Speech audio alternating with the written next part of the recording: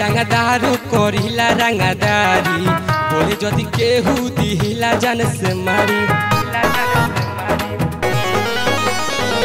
होई रंगदार करिला रंगदारी बोले जदि केहू दिहिला जान से मारी रोज घूमिले हम थार पे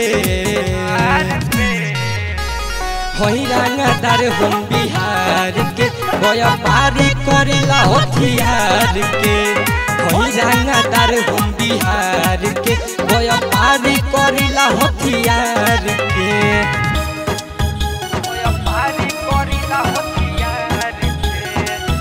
म्यूजिक बाय गौरव रोशन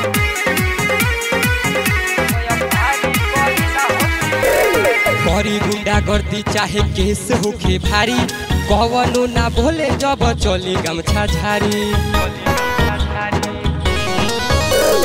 करी गुंडा गर्दी चाहे केस होखे भारी कवनो ना बोले जब चली गमछा झारी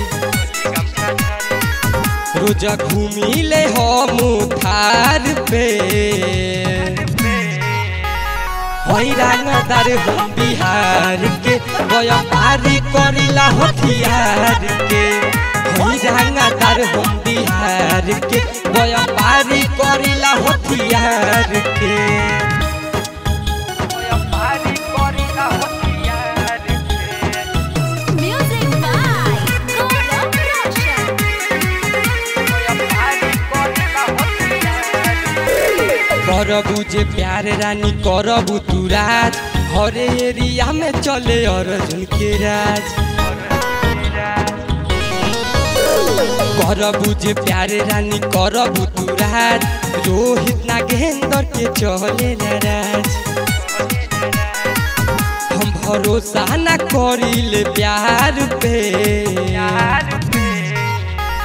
होई रंगदार हम बिहार के व्यापारी करिला हथियार के